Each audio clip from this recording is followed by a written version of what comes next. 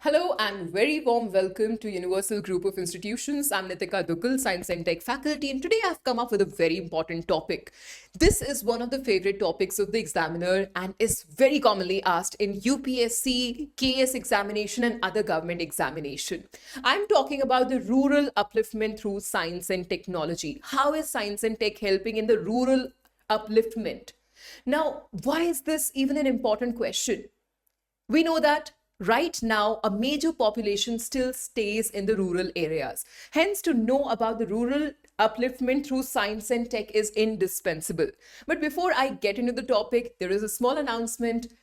We at Universal Group of Institutions are offering amazing courses, and we also prepare you for the government examination. So do check the description box. To avail the discounts and admission, you can use my code NIT006 and you will get attractive discounts. With this, now coming back to this very important topic, rural upliftment through science and tech. So a lot of science and tech discussion is waiting for you. Let's get started without any further ado.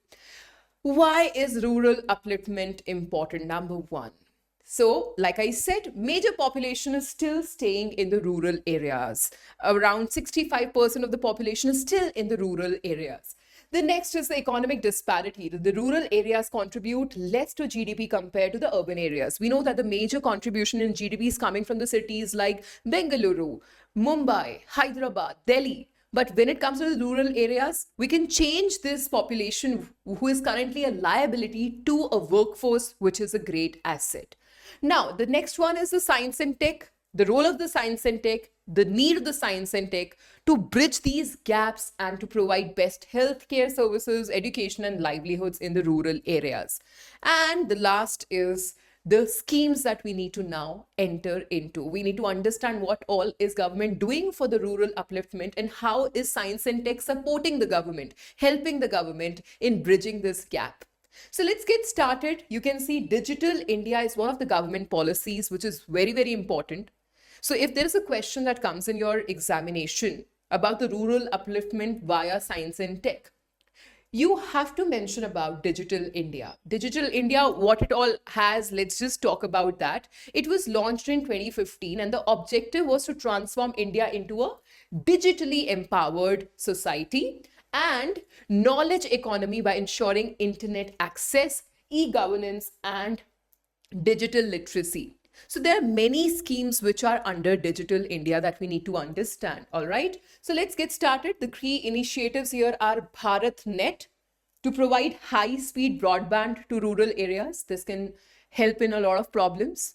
What generally happens is the students who are in the rural areas have to go to the cities to study for their coachings, for having good access to the education.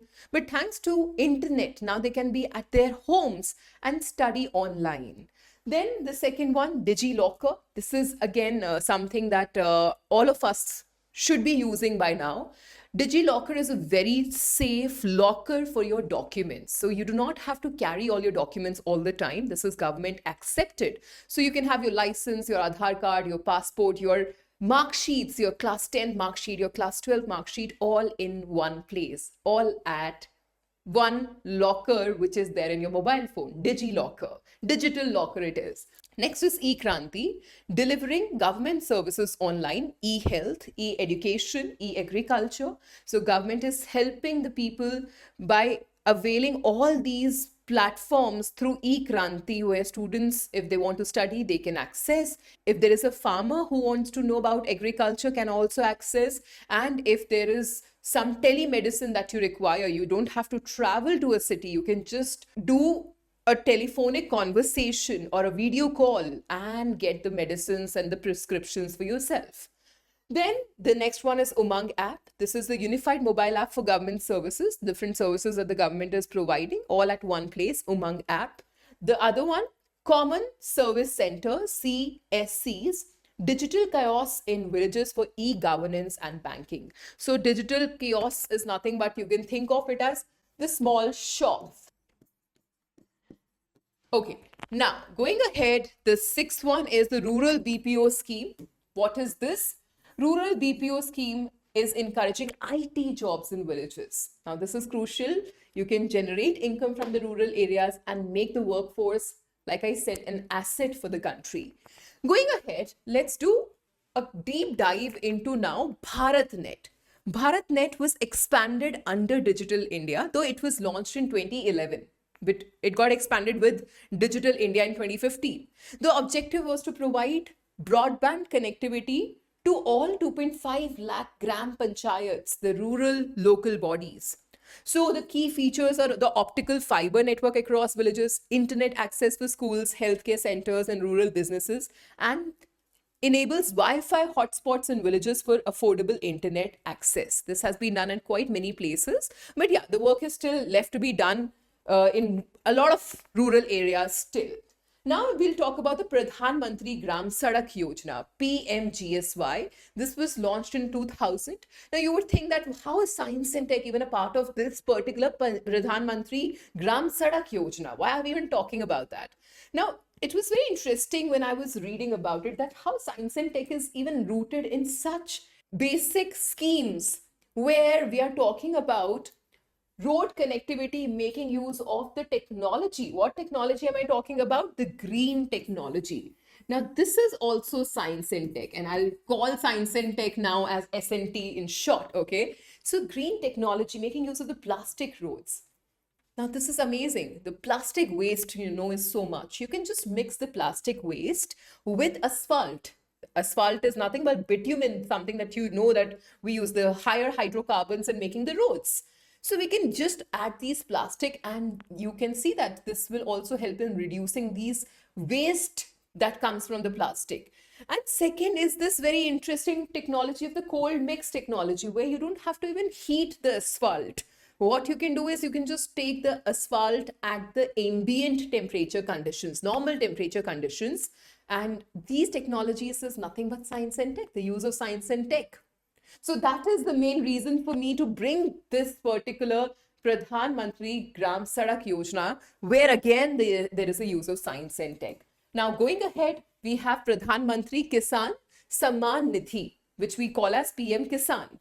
This was launched in 2019, and the objective was to provide direct income support to small and marginal farmers. Now, how would you provide the direct income support? You don't need any mediator in between, any moderator in between. The middleman is cut, so the chances of corruption goes down. A small use of science and tech helps in so many things if you think about it. There are layers to it. Now, how would you achieve this? So the key feature is it was providing 6,000 rupees per year transferred directly to farmers' bank accounts in 3 installments. It covers 11 crore farmers across India. Now you might ask, what if I, who is not a farmer, shows to the government that I'm a farmer and avail these 6,000 rupees which can be transferred to my account? And that's where the role of science and tech comes into being, okay? So it's linked with Aadhaar for direct benefit transfer, DBT. Again, the use of technology is here. Now, direct benefit transfer will only happen if the farmer has an account. And then you need to be registered, of course. And then we have ways to find out whether you are a fake or you are actually in the need. Are you a farmer or you're not? We have, again, the use of science and tech coming here. So first thing is this DBT. For the direct benefit transfer, there is the need of the technology. So how the tech is involved here? There is Aadhaar-based verification. So this prevents fraud and duplication. This DBT portal and PM-KISAN mobile app. This allows farmers to check payment status. Then there is geotagging.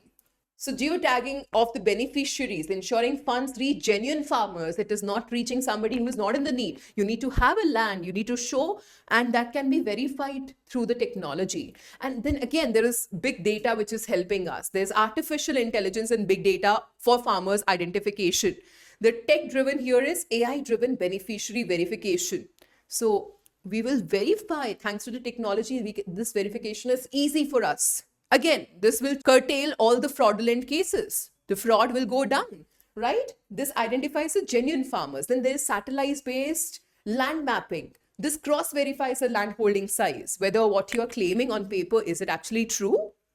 This can be just checked. You're somewhere else, but you can know that, okay, all right, through the satellite-based land mapping, you can know whether this land that you have mentioned on paper is correct or not.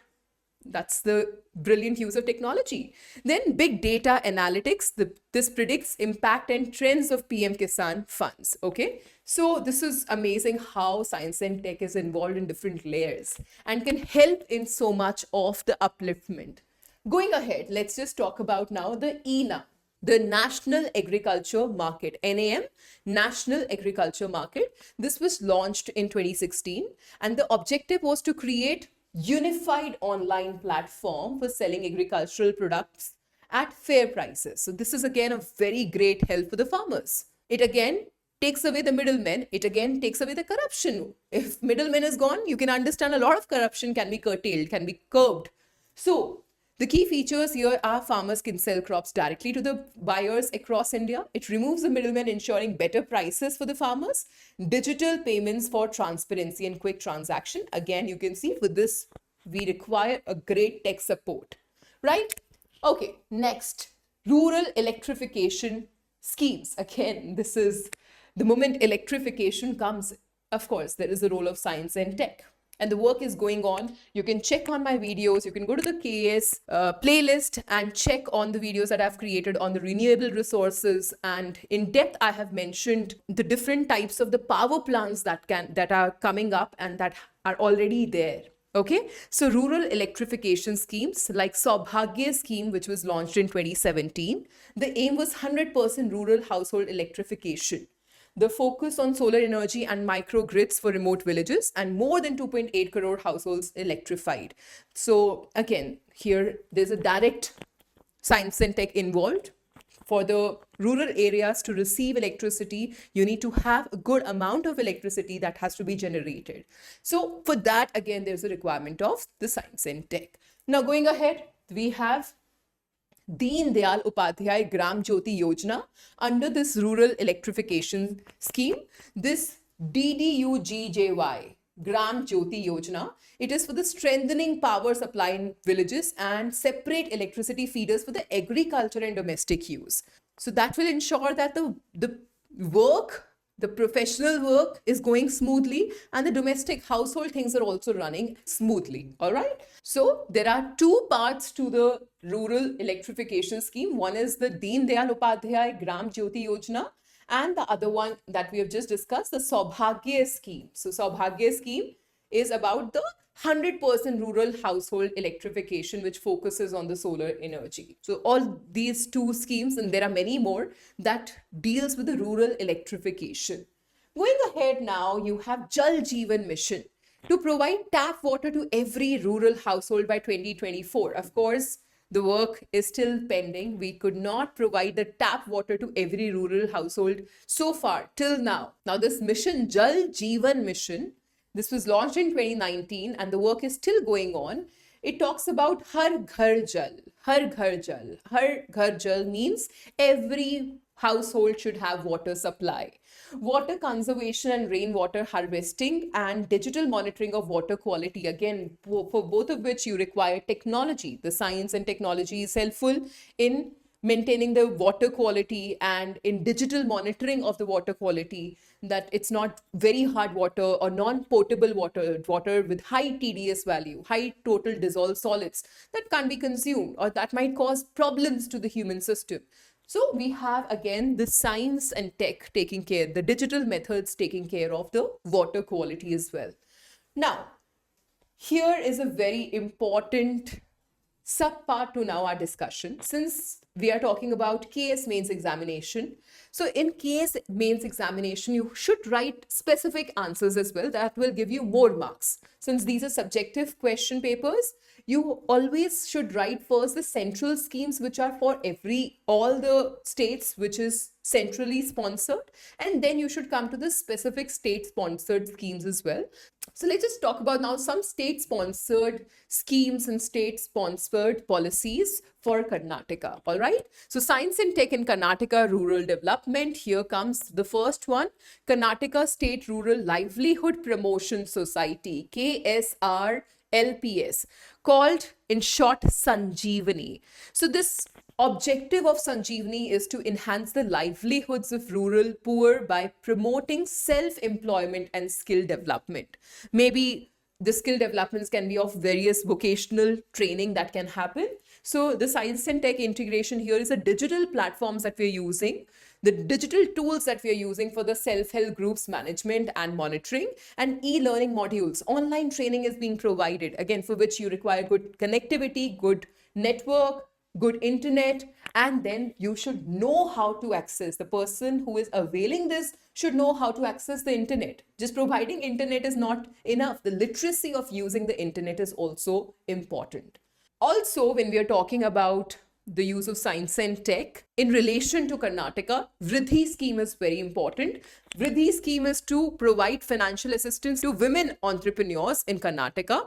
The support for science and tech-based startups, assisting women in establishing technology-driven enterprises. So government is supporting the women that, okay, you start your own startup and we will be there to support you under the Vriddhi scheme. The next one is, again, a very important scheme, Unnati scheme. Unnati scheme is to foster entrepreneurship among SC/ST communities in Karnataka. So the key features here are seed funding, providing around 50 lakh for innovative startups, and mentorship, offering guidance and support to the budding entrepreneurs. So government is happy to help in case your startup idea is very interesting. Government is ready to sponsor in whatever capacity they find it fit. But yes, this is very interesting scheme, Unnati scheme, which is for the SC and ST communities of Karnataka. So this is specifically for SC/ST. There are so many schemes which are running. One of the latest schemes is Ajay scheme. We have also done a video on that. Do check it in our playlist. With this, so if you include all these schemes and policies in your answer, that would make it a very good answer and give it a higher weightage. So we'll also learn in the next session how to write a particular subjective answer when we are writing and dealing with the question of science and tech. With this, how you found today's video, do let me know in the comments below. And don't forget to check the description box below for more details on the integrated courses offered by Universal Group of Institution. With this is me, Nitika, signing off.